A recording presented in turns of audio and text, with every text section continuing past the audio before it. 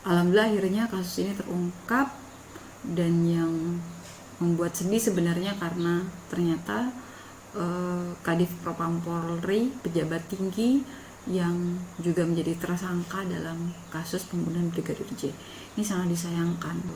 Kalau kita mengingat kembali sejarah yang juga terjadi pada pejabat tinggi, di sini saya mengingat kisahnya Ali bin Abi Thalib yang berselisih dengan seorang Yahudi.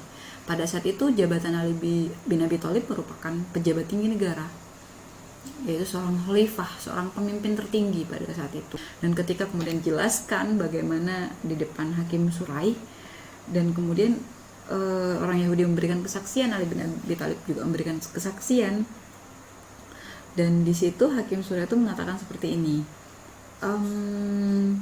aku tidak ragu dengan apa yang Anda katakan bahwa baju besi ini milik Anda, tapi Anda harus punya bukti untuk meyakinkan kebenaran yang Anda katakan, minimal 2 orang saksi.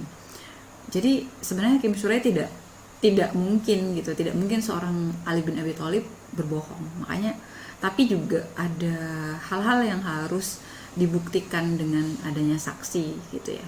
Dan minimal harus 2 saksi. Dan pada saat itu Ali bin Abi Thalib mengatakan, "Iya, saya sanggup budakku Konbar dan anakku Hasan bisa menjadi saksi." Tapi kemudian Hakim Syurai mengatakan, namun persaksian anak untuk bapaknya tidak diperbolehkan, wahai Amirul Mukminin. Maksudnya Allah, seorang ahli surga tidak boleh menjadi saksi. Tidakkah kamu mendengar sabda Rasulullah SAW bahwa Hasan dan Husain adalah tuan para pemuda penduduk surga? Ya memang gitu ya. Beliau berdua, memang Hasan dan Husain bin Ali merupakan sudah disabdakan oleh Rasulullah bahwasanya keduanya merupakan pemuda penduduk surga.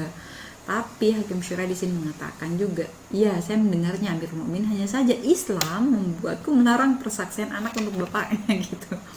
Dan akhirnya di sini kasus ini singkat cerita dimenangkan oleh yang Yahudi.